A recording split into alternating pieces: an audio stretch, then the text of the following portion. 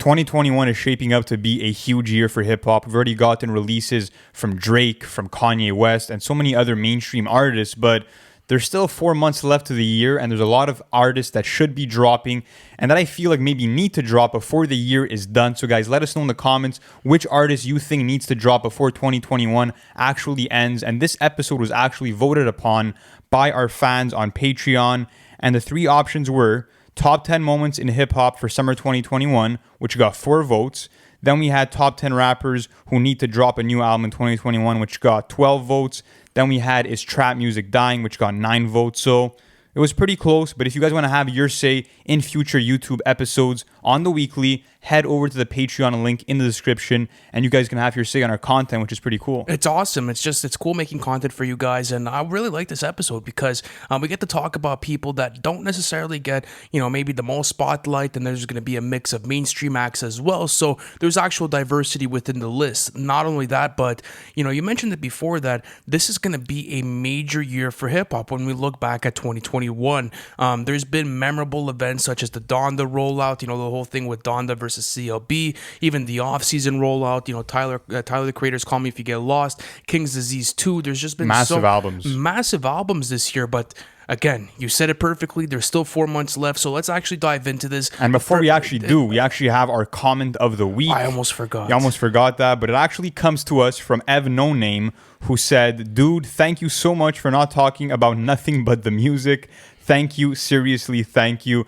And that's kind of what our philosophy is here at NFR, is just stick to the music, leave the gossip and the other bullshit aside, and focus on what actually matters and what will matter 10 years from now. So speaking on this episode, I'm excited because there's a lot of artists that we're talking about here that, like you said, could maybe be considered mainstream, but also don't get too much talk on platforms. And before we actually get into this, we are going to do some honorable mentions. And the first one that comes to my mind is Travis Scott. And the reason why he's not on this list is because Astroworld is still living really well in my rotation right now. And I don't need the new album, especially since we got Jack Boys in 2019 and that he's been on a crazy feature run this year. He's given me enough to hold me over, so he's someone that could drop in 2022, and I wouldn't be too disappointed. And you see that Travis Scott takes time with his albums, like going back to Astroworld. Astroworld was being worked on when Birds in the Trap actually dropped, so he takes time with his projects. He needs to craft them, and there's actually word that he's going to be dropping something before an album comes out, so it'll be quite interesting to see. Just some rumors and gossip amongst the community. But yeah, that's a great honorable mention. Do you have anyone? Someone what I would say was Baby Keem, but he ended up dropping last week. So another one is actually Corday. Corday should There's actually word that got out today about from a bird's eye view where he said that he's going to be going to, I believe, 5 different colleges, and he's going to play the album for the students from those colleges and universities to kind of showcase the project there before actually putting the album out. So I think that's kind of a cool way to showcase the album. And the reason why we didn't include him on this list is because he gave us an EP this year. So if he comes out in 2022, I'm totally fine with that because that music is solid. But without further ado, guys, we're going to be giving you guys our top 10 list on who we think needs to drop this year.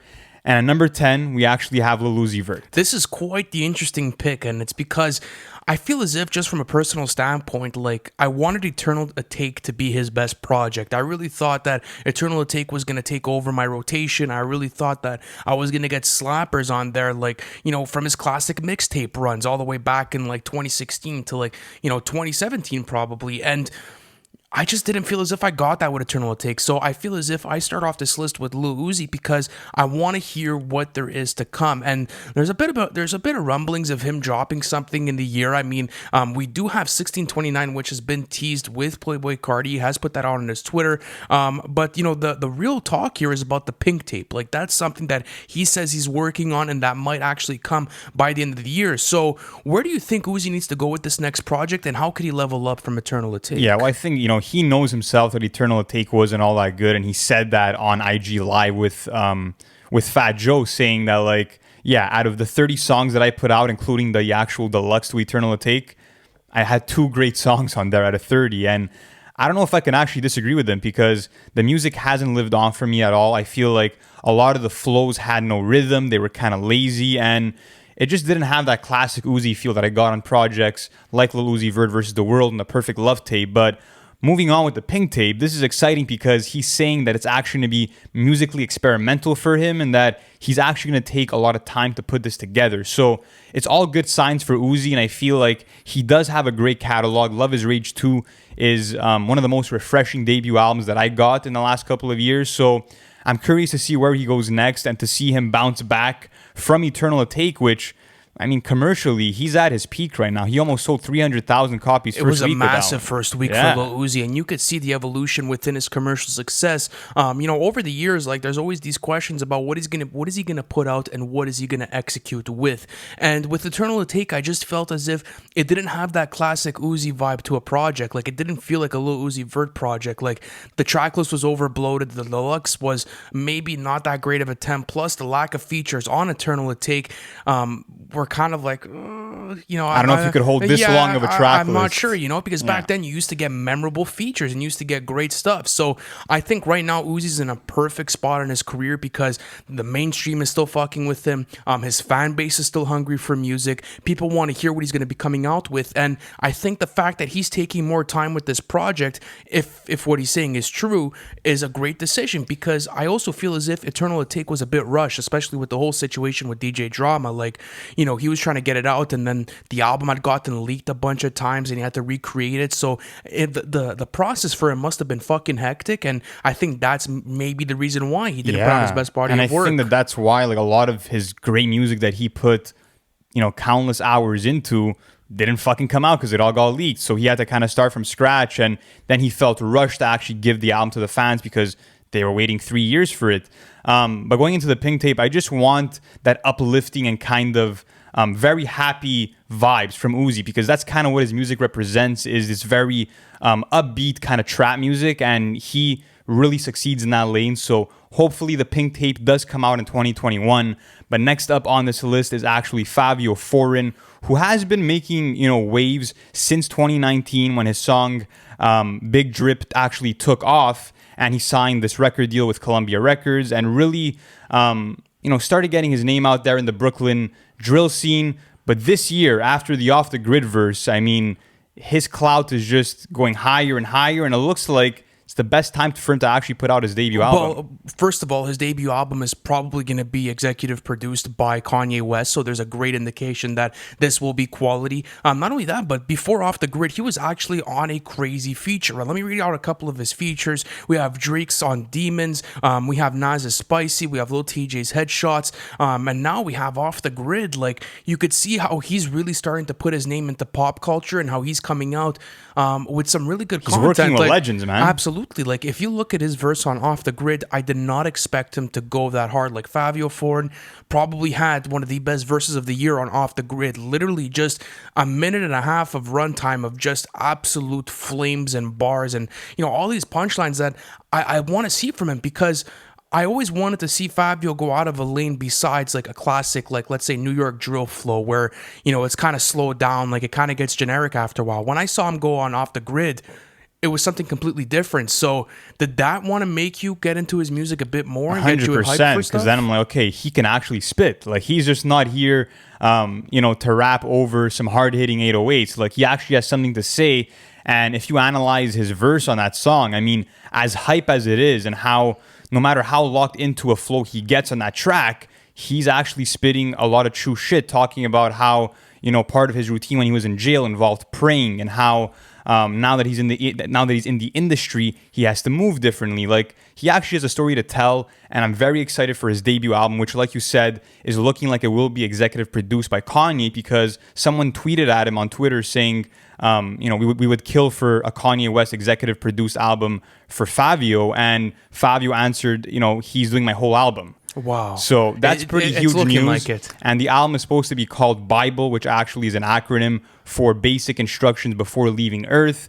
And he actually put out a single not too long ago called Storytime, where he's actually, diving into a storytelling bag. So I feel like the sky's the limit for Fabio, and I feel like people have this portrayal of him and just think that he can only stick to one kind of lane, but he's showing with this Off the Grid verse that he can drop maybe verse of the album on a Kanye fucking West album. Yeah, that's facts. That's mind-blowing. That is mind-blowing. And when we're going to be doing our top 10 verses of the year at the end of the year, We're It gonna just might make it. Yeah. it really might make it. Like, it was really that good. But let's move on to number 8 on our list, and this is actually Nicki Minaj. And just when you talk about the industry and the evolution of hip hop, Nicki Minaj has done so much for this industry, and it goes unnoticed. Like, if you could understand how she took hip hop and she brought it to a mainstream level with YMCMB and being a part of that dynasty, it was so pivotal. And the fact that now we haven't gotten a new project from her since 2018 with Queen. Well, Beam Me Up Scotty, her iconic mixtape, was on streaming services released this year, and then obviously there was a new single that featured on called Seeing Green with Drake and Lil Wayne. We haven't gotten new music in over 3 years now, so it's like, I want to see what you could come back with. And the question with me with Nicki Minaj is always like, I want to see how she's going to be able to explore different types of productions, because I feel as if she's never really experimented with her sound to the point where, like, I'm like, oh, okay, that's super refreshing. But there's one thing you could expect from a Nicki Minaj project, and that is top tier double entendres and bars. Like, when Nicki locks into a flow and a sort of cadence and a sort of vicious energy, it's over. Like, there's no one really stopping her. So what do you want to see out of this next Nicki project? Yeah, I mean, definitely some diversity. I mean, I would say that Queen did have some different production styles. You had your trap beats, you had your more dancehall songs, so that was cool. But I just want to see a different approach from her in the sense of, like, I don't know, maybe having a narrative to an album, or really forming something that's very different and doesn't, rely too much on having a hit or having a club banger, even though she's given us so much of that. I mean, she's given us some of the most iconic, club songs of the last decade. If you look at songs like Anaconda or, Only, I mean, there's a lot of songs that she can tap into in that kind of environment. But what I love about Nicki is actually what she does vocally, how she has this braggadocious tone, how she's so competitive, and also just the way that she puts so much into her voice and never is stagnant. I mean, look at a verse on something like Monster where you hear all of her grunts, you hear all those different expressions in her voice. I just feel like she's never afraid to experiment vocally, and that's what I love about her. Not only that, but she's one of the only few artists that still is reigning for that top spot, and like, that's always been her thing, to claim the spot as the queen of hip hop. And I want to see people compete, and I want to see her kind of cement that once again with a new project. Like, yeah, her legacy is absolutely cemented. Like, Nicki Minaj is one of the best to do it. And just coming out of, like, her shell, like, it's crazy to see, like, where she started with her career and how she's been able to, really take that title. So, shout out Nicki. She's a great fucking artist, and I really want to hear from her in 2021. But let's actually go to All Smiles by A$AP Rocky. This is the 7th placement on our list. And man, we've done so much content on this album, but it's getting dragful, because like, I'm waiting every week. Is there going to be some sort of announcement? Is there going to be something? Like, Rocky is one guy I really want to hear from. The anticipation is super hot for me, and I think it's more of a thing of, like, I want to see where he's going to go next with this album. Like, the length that he hasn't dropped for me is not necessarily an issue, because 2018 is still pretty recent. Testing has made my rotation. I've had a lot of songs that have stuck with me over the years, so I'm fed as far as material goes, and I still feel like his presence is lacking. I don't know, but I feel as if I'm more intrigued in what this next project is going to sound like, because going with Babushka Boy, I was super, super, super drawn in, like, especially with the visuals and everything. And every time you go into a Rocky album, maybe the rollout isn't too grand, or it's not maybe the most commercially successful. Testing had a good rollout, though. It had a good rollout, but it's nothing like, let's say, Donda, or let's say, yeah. Those kind of rollouts. No, but man. You know what I'm trying to say? Like, I'm really captivated by the album itself. Like, I'm not interested in everything else. Like, I really want to hear what he's going to come with. So, how are you feeling about this? Like, do you think it's actually going to drop from a fan's perspective? I don't know. It's weird, man, because like in May, he did that GQ interview and said, my album's 90% done. But that was like months ago. And at this point, we don't really have any updates. Yes, we saw him shooting a music video with Rihanna. We saw those kinds of updates, but apart from that, I mean, he's been very quiet.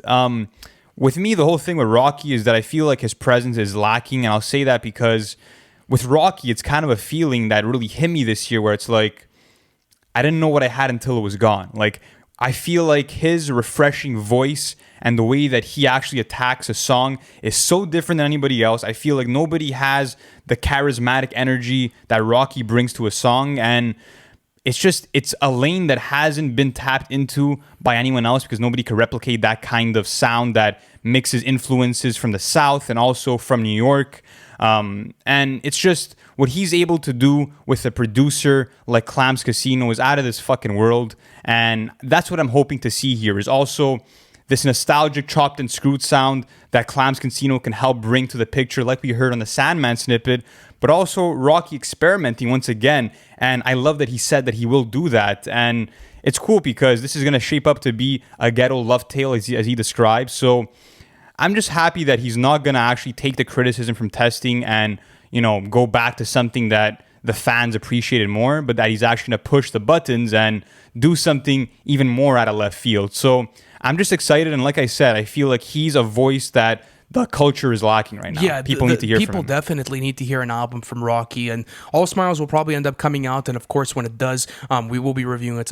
So subscribe if you have not already. But number 6 on the list is JID with the Forever Story. This will be a massive album this year, and if I'm putting my money on album of the year, I really do have this high on my list because I've been going through JID's discography. I've done a lot of stuff. I've actually revisited Pada 2, actually. Not only that, but fantastic mixtape. Fantastic mixtape. I just did a rerun of the Never Story. I've done it a couple of times over the weekend. I genuinely think when it comes to skill and capability, he's top 5. Like, I genuinely think so. When it comes to rapping ability, when it comes to flowing, when it comes to beat production and the diversity in beat production and his ability to sing as well, JID is one of the most unique artists in the industry, and it's for a reason. It's because he allows you to dive into his sound and to getting captivated in it. Like, when you're listening to the Never Story, think about song to song how diverse the track list is, but how he allows you to dive into this, JID experience, him, being into his universe and, understanding the overall concept of the project. And then he followed up with DiCaprio 2 in 2018. That was a massive fucking album for him because yes, it was less conceptual, but it was more of him showcasing his skills. It was a bit more feature heavy in the fact that he was going outside of maybe the Spillage Village route and was going to grab other features. So what do you want to see out of this? Because there's also word that there's going to be live instrumentation, there's going to be different types of production, and we already got some sort of material this year from him. So what's your take on this? The best sign about all of this to me is the fact that the album is done. I think it was Spillage Village that came out on Twitter and said it, and then he retweeted it or something. So the album is apparently done, which is massive news because, JID is not scared to put out an album in the fall time, and I feel like that's going to be the case again. And to me, JID lyrically is just out of this fucking world, and I feel like he's the master of flow. It's crazy how every new JID song you listen to, you'll pick up on a new flow, and you're like, he's never rapped with that pattern before. And you're like, how the fuck does he change it up song after song when he's giving so many verses? Because he's been active.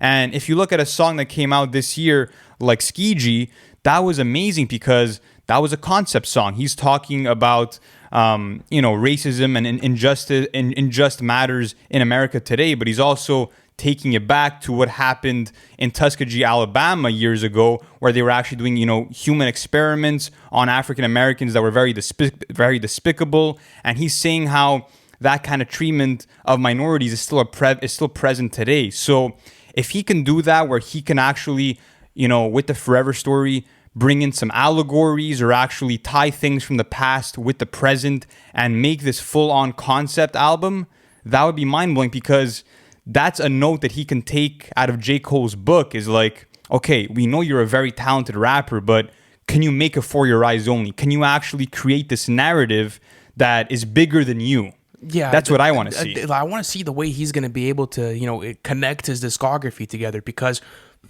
he has 2 projects. He has the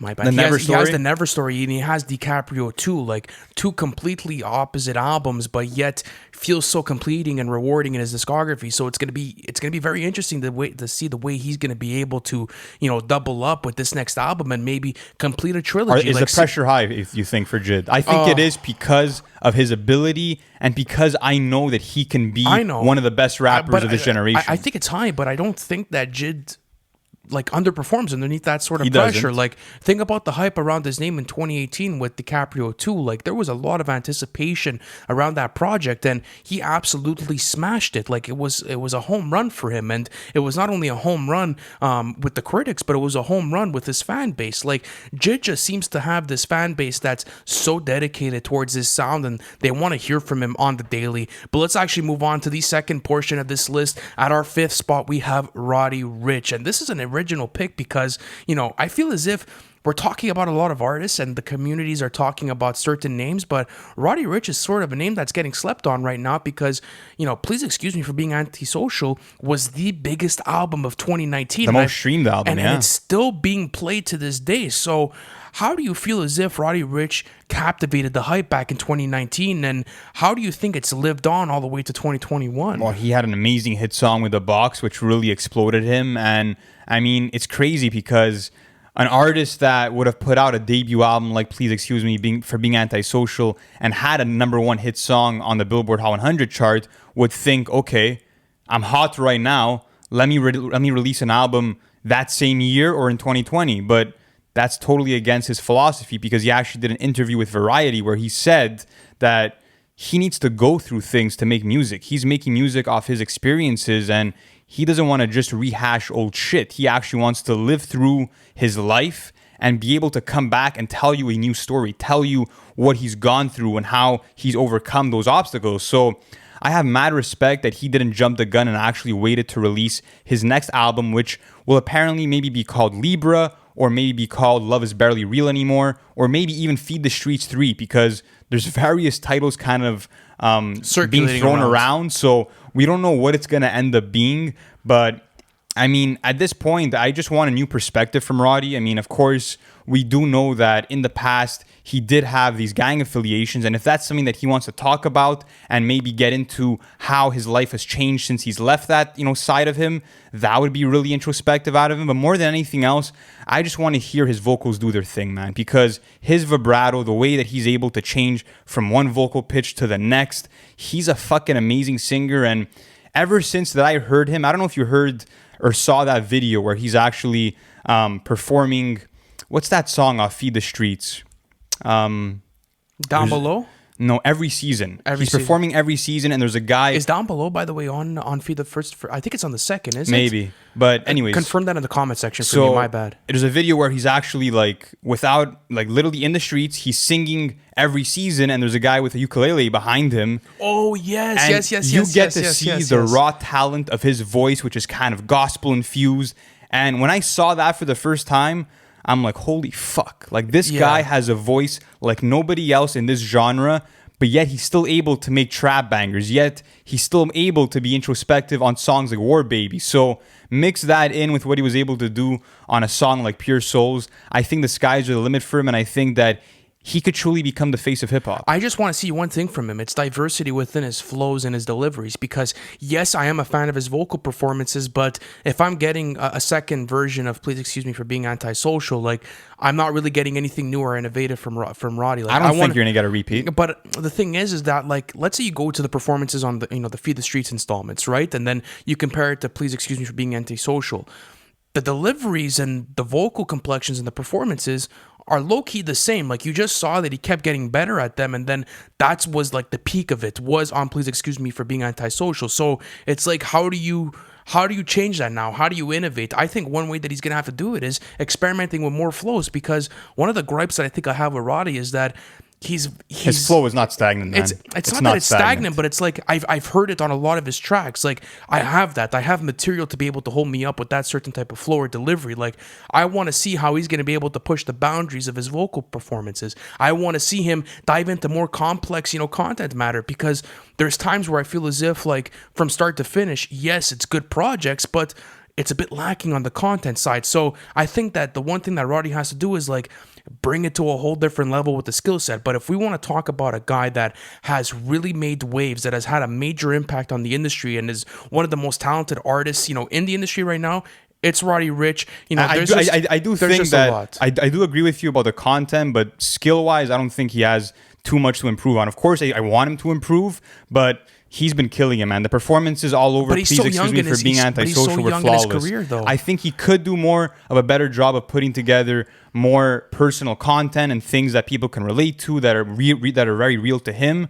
But performance-wise, I don't think that he's lacking. To be honest, So you would be okay getting the same level of performance from Please Excuse Me for being the antisocial? level of it was super high, man. Look, you did have those vocal inflections that were Thug and Future inspired, but he was able to craft his own sound, have different songs with different production elements like choirs on War Baby. Like, he was doing a lot. He was juggling a lot on that album, and I do think that he could have done more content-wise, but apart from that, his sound is so unique, and I feel like it's so marketable too, so the people are going to love it, but we'll have to see how the next album turns out. We'll see how it goes out. I want to see if he could push the boundaries to an even further extent, Yeah. especially for how talented I of an feel artist you. he is. But on the number 4 spot, we have Denzel Curry. And, after getting unlocked in 2020, I was really taken back by the way that he's able to still rap at these types of speeds and these types of flows, because Taboo was so conceptual that it was like, it was a showcase of Denzel Curry's performances, and it was a showcase of his skill. But I feel as if that was displayed best on Imperial. Taboo was just so good in the way that it was executed and the way that it was put together. Was like, wow, this is a great fucking concept album. And a lot of people are not talking about Denzel Curry's ability to put together great fucking track lists. Like, yes, Zoo might have been, a bit underwhelming to some fans because it was a follow-up to Taboo and the expectations were so high. Some people may have felt, a bit different about Unlocked because it was with Kenny Beats and it was sort of a collab tape, and, they wanted something that was different and they may have wanted a studio album. But now it's like, where is Denzel Curry going to go? So I know you're a major fan of Denzel Curry and you've been for the longest time. Where do you feel as if he could go next, and where do you feel as if he strives best within his music? Yeah, I mean, of course, to me, Taboo is one of the best albums of the 2010s decade, excuse me. I think it's a masterpiece. And with this new album, Melt My Eyes, See Your Future, it's been hinted at that it's coming out this year. We also have Cole Bennett, from Lyrical Lemonade, who actually tweeted saying he heard the album and it's a masterpiece. I mean, I don't want to get my hopes too high because I know how versatile of an artist Denzel is. And what does excite me about Melt My Eyes, See Your Future is that he's spoken and he said that this album will actually deal with police brutality. And I know that this hits home with Denzel because his brother tragically passed away from a police brutality situation. So to get his perspective on this would be really cool. And not only that, but he said this, that like, if you have a platform as an artist, he feels like you should be talking about these real events that are taking place in everyday life, because you can make a difference. You can have an actual impact on the people. And not only that, but Denzel Curry, I feel like, will come with some revolutionary shit on this album. I do think so. I think when it comes together with content, like, easily one of the best rappers to be doing it right now. Like, that's my thing with him is I want to see what he's going to be able to do conceptually, because yes, I think Zoo and Unlocked were great projects, but it was maybe lacking a bit on the concept side, especially after what you saw with Taboo. And I understand that you didn't want a cookie clutter, album right after. You don't want to have a he concept. freestyled all of Zoo, Which is super Like, he impressive. So wanted that's to- why, like, I appreciate those projects. Yeah. But if we're talking about prime Denzel Curry now, it's Imperial and Taboo. I it's think those are his Imperial. two best. But Without the a doubt. thing is that I don't think he's done. Like, I feel No. as if this guy has so much energy in his back, and I feel as if this guy could really push the boundaries of hip hop to way people have never seen this, especially in the Florida scene. Like, who's really doing what Denzel Curry's doing coming up in a time that he did? Like, this guy was on the freshman list with Lil Yachty and other guys, and like, no one was able to touch his type of cadence. No one could touch his type of content. So Yeah. he's this leader in the industry, and it's like almost like a silent leader, like an underappreciated leader, where I need to hear from him. Like, in my opinion, he's like that pedigree of rapper where you could put him in the conversation with Joey Badass and other guys, where it's like, you're going to get a full 32 from him and your mind's going to be blown. So Yeah. production wise, where do you want to see this album go? Because it's always a big aspect of his albums. Well, in 2020, we actually got 2 songs from Denzel. We actually got Pig Feet and we got Live from the Abyss. And we actually, on both of those songs, got some live jazz instrumentation from Terrace Martin, who actually did, some instrumentals on To Pimp a Butterfly. So with those 2 songs, you kind of got this very rowdy and chaotic sentiment where, he's rapping with this kind of heavy metal delivery mixed in with, a rap cadence. So if he can do that blend like he did on songs like Vengeance, where not only is he rapping, but he has this kind of screamo delivery, I'd be super into that, because it would remind me of something that he did on, let's say, his Bulls from the Parade cover that he did, where he's showing that delivery-wise, he can do it all, and he can actually merge rock and rap. So if that's the route that he wants to take, I'm totally with it. But, to me, he's just one of the most versatile artists that have come out in the last 5 years, and I really do think that this album could be one of the most powerful of the entire year. And we've seen him do it before, so I don't see why he wouldn't do it now. Yeah, there's great possibilities that this guy is in for another classic. So we got to keep those eyes peeled. Hopefully it comes by the end of the year. But let's get into our top three now.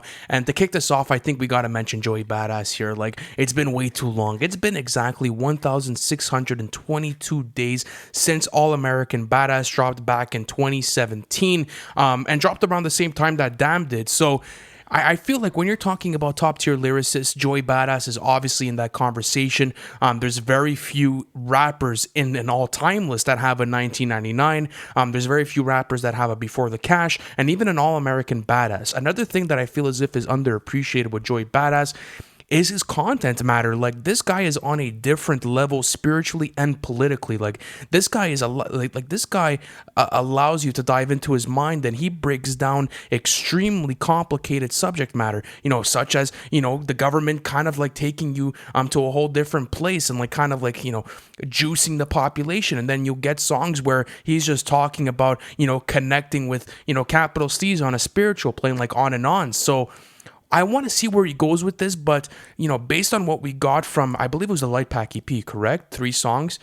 I think he's going to be going more in a mogul vibe. So where do you think he's going to go with his content, and what do you want to see from him, and what do you need from him musically? Listen, man, the EP was cool, but it wasn't enough to hold me over. I know. It's been since 2017, and I love a song like Shine. That's still in my rotation. I think the sample was beautiful, and Static Selecta and Joey are always, a match made in heaven, but the other 2 songs didn't really stay in my rotation all that much, and at this point, I need that studio album. I need to hear where Joey Badass has been, and not only that, he's 26 years old. The guy is at his fucking peak, and he's not gonna drop an album. Like, I know that he's always taken time with projects. He's always taken those 2-3 years, but at this point, I think he's taking too much time, and I'm just worried that, career-wise, that he might not, be reaching as much people as he could have been if he had released, let's say, in 2019.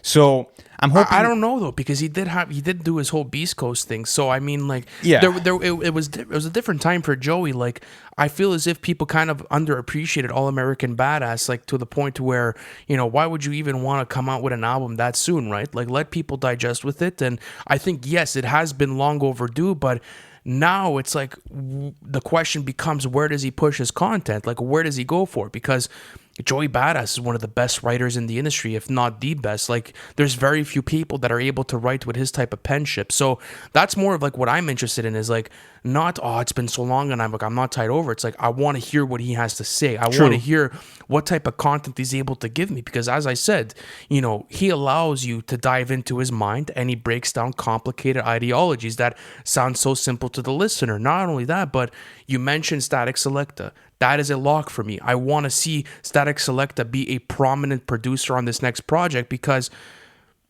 yeah, they're a great duo. And a song that came out, I think, this year, at the beginning of the year, was actually Let It Breathe. And you got another jazzy composition there. And I also loved how, Joey was just, he was just expressing his mind. He was talking about how he's so lyrically pure as an artist, and also got more into his mogul bag. And that's something that he could do too, because he's so successful at such a young age, and the amount of game that he can spit to other up-and-coming lyricists, and how to handle the industry, how to become, a solid independent artist. He knows all about that, and that's the kind of game that he could spit to future generations. And not only that, but this guy won a fucking Oscar. Like, this guy is making movies now, so I feel like he's kind of just exploring all of his creative outputs. But we need the music, we need the album, and it's just been too long. He's Like, a great actor, I by don't the want way. it to be 5 years. He is a great actor. He is a great actor. I wouldn't be disappointed if he really does pursue the cinematic route. I think that it would work for him. But yes, we do need this solo project. But speaking about solo projects, let's talk about Andre 3K, Mr. Three Stacks himself at number 2 on this list. And Big Boy's been putting out solo projects since Outkast, obviously split. So it's more of a thing of like, are we ever even going to get this? Because I feel as if a solo Andre 3K project is probably as big of a myth as Dr. Dre's Detox. Like, people have been waiting for years, since 2006, because that was the last time he ever really officially put out music like that. So there's a couple of different things that go into play here, because in interviews he has admitted that he kind of stopped because he didn't know where to go with his sound. He wanted to explore different genres besides hip-hop. He also said that he had confidence issues at a certain point. He lost his mother in 2013. So there's been a lot of different moving parts that are going around this album. So do you even think we have a chance of getting an Andre 3K album anytime I don't know. soon? Like you said, it has become a myth. And to me, the way that I see it is like having LeBron James on your roster and just leaving him on the bench. I mean, you have one of the most skillful artists of all time who just isn't putting out music. And it's sad to say, because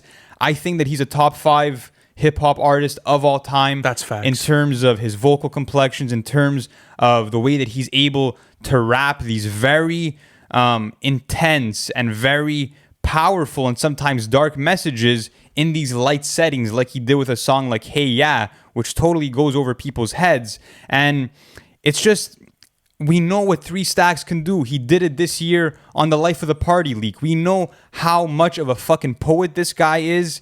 And he's not swinging the bat. He's not giving us the project. And I respect him for it. I don't give a fuck. Outkast has one of the best discographies of all time. And I hate that people always bring in that argument of, he needs to put out a solo album to really prove himself. No, fuck he doesn't. all that, No, man. he doesn't. No. There's no reasonable But I do want explanation. it. I do want it. want it, Oh, man. absolutely. Listen, if it comes before 2021, bro, we're going on vacation. We're gonna go bump that on vacation. But I don't know. I'm in a position where, like, every time I hear someone slander Andre 3K's name, I'm like, why do you even listen to the genre? Like, low-key, this whole genre has been birthed from Andre 3K's music, like with Outkast. Like, the what he has contributed to the genre is above and beyond, everyone's favorite rapper. Like, he has birthed so many different types of styles and so many different types of cadences. Not only that, but go look at his fucking production credits. Like, this guy is a top tier producer. He's a musician. Plays the flute, plays piano. Everything. This guy does not have a box. Like, Andre 3K is unlimited. So you know that if you get a project from him, it's going to be top level. Like, think about it. He knows that if he were to put out an album, yes, it would probably be amazing, but he's not at the top of his game. He doesn't have the confidence anymore. Yeah, exactly. After the Rick Rubin interview, he had said that, like, I'm not confident in my music. I'm not really inspired. I'll go over to my piano and play a few notes, but it's just that creative drive is not in him. But after after the Life of the Party actually leaked and his amazing verse came out where he was actually, speaking to Donda West and actually trying to get her to reach out to his parents, after that beautiful verse, was unofficially released, it also came with a note. And this is a good sign for a new Three Stacks album, because at the end of the note, it sounds like he's inspired again musically, and he actually said that not only is he inspired musically, but he wants to collaborate with certain artists, and the artists he actually mentioned are Kendrick Lamar, Drake, Jay-Z, Tyler the Creator, and Lil Baby. So if he wants to just throw around some features, if he wants to get these artists on his own solo album, the whole world will listen. And we know that he still got it. We know that he still that's for sure. will not lose his talent, because even in 2018, he dropped this EP, which was just 2 songs, and it was called Look Man No Hands. But on that EP, he showed his skills musically, he showed them lyrically, and he showed that any time that he goes from pen to paper, there's value there. There's fucking It's over. substance. Absolutely, it's over. Like getting a verse from Andre 3K is monumental. Imagine getting a full solo project. Like the whole world would tune in, and I think right now would be a perfect time because Andre 3K's insight on the world and spirituality is always appreciated and is some of the best in the industry. But time for the number one, guys, and I think you already know it at this point. It's Kendrick Lamar. Like we're gonna keep saying it. This guy needs to drop his project, and there are major rumors that it's coming in October. So going on this, it's like we know that there's the Oklahoma thing in play. We know that that's maybe a thing that he's going to be incorporating into his new album. I mean, if you look at the Family Ties trailer starring Oklahoma, not only that, but you have gotten content from Kendrick Lamar on songs like Range Brothers and even Family Ties. So where do you think he goes with this? Because it sounds like he's starting to get into like maybe comedic rap even a bit. So how would you like that attempt? Yeah, it's kind of weird. I mean, it's playful for features. I think that it's really funny with the whole top of the morning stuff on something like Range Brothers, because we never see Kendrick in that light. We never get to see him fucking around. He usually has to kind of fill in that role of being the guy who's socially and politically woke. And we love him in that role because he's become a voice of this generation, and he's given us so much material for us to listen to over and over again and pick up on new messages. So of course, that is the kind of Kendrick that I want, but with a different aesthetic. I want to hear different production styles. And at the end of the day, it's crazy to see the consistency in the discography. And also, I just feel like the whole community and the whole culture is waiting on Kendrick. I feel like if you gave a survey to every hip hop fan out there right now and said, fill in the box for which rapper you want to release an album today, 90% are saying Kendrick Lamar. That's like facts. People need this fucking album, and I think he's gonna have an alter ego with this one. I think he might bring in some more rock sounds, and that's exactly what I want. I want him to keep innovating as he always does, and I want him to speak his shit. I don't want him to hold back, and that's the vibe that I'm getting here, is that he won't hold back. He's gonna call out the people and the functions that he wants to call out, and really give something that will shake up the industry, and he'll bring back that competitive nature, like he said on Family Ties about smoking these top fives. And then we're already getting responses from rappers like Freddie Gibbs. So you're already seeing that competitive nature is starting up again. I like it. Kendrick always brings a different type of viciousness to the industry. Like people know they have to compete with Kendrick because if you choose not to compete with him, he will overrun you. Like he will put out a better project and do better numbers. Like there's no doubt about that. When we saw Damn come out in 2017, it was a monumental time. Like it kind of was like everything else went silent besides that one project, and it stuck through rotations for the past 4 years now. So we'll have to see how it ends up coming out. But according to a bunch of different sources, Kendrick Lamar has reportedly submitted 32 songs with titles such as ASCAP, the American Society of Composers and Authors and Publishers. Not only that, but there's Thief in the Night, Fade to Black. Well, the ASCAP is actually the organization where he submitted the music to. Oh, my bad. No. Yeah. Okay, wait. I read and that that's wrong. just to Hold secure on. the rights of all the songs. So wait, I'll read through the official list because it was mixed up on my page. Hold up. We have Fighter Thief in the Night. We have Fade to Black, Erica Kane, Before the Hangman's Noose, and that was it. That was the only ones that I see. That's some of the ones that we had, and it's just it's cool to see that the song titles kind of sound conceptual with titles like Before the Hangman's Noose, but this is kind of speculation. I don't know if it's 100% factual, but with Kendrick, I mean, I think the main issue that some fans might have is the expectations being fucking high, because he's given us these masterpieces. He's given us classics like Good Kid, Mad City, which, totally revitalized the West Coast hip hop scene. He's given us To Pimp a Butterfly, which was such a crazy retelling of what it means to stick to a good spiritual power, and also what it means to be a fair and equal human being in relation to other people. But let me ask you that exactly. Like, how should an average listener go into a Kendrick Lamar album without having these super high expectations? Like, what do they need to go into mentality-wise to enjoy the next project? I think people need to accept the fact that you're not going to get another GKMC or To Pimp a Butterfly. It just won't happen. Like, it's impossible. Like, you have to live with the fact that, Kendrick Lamar is going to give you something different, and if you like it, you like it. You don't, you don't. But the fact that people go in with these prejudgments, it's like, it kind of hurts the listening experience because you're expecting something completely different than what he's going to deliver you. And automatically, like, it's not even a question of the quality of the music. It's more of like, did it meet your standards? Did it meet something that you want to listen to? We all know that we have standards for Kendrick Lamar because he's delivered time and time again. But the situation with them was like, people were expecting that Temp of a Butterfly. They were expecting that GKMC. So automatically people were like, oh, it's down. Like, I can't even listen to it. And I'm here like, that's absolutely awful because if you go through the track list, some of his best writing in years, I love the production on it. And overall, like, it was one of his most personal albums. Like, it always is what a Kendrick Lamar experience. So I think I repeat this on the podcast on too many occasions. Go in with no expectations because Kendrick is going to reinvent himself. He's going to have different collaborators and he's in a different mindset overall. So you're going to get something different. Obviously, it's going to be a completely different sort of soundscape for Kendrick. So I think that's what I'm happy about is like, I've been listening to the features. I've been listening to like maybe some leaks. Like I was able to hear the full version of Vent before it made the melodic blue, and I'm like, okay, he's serious.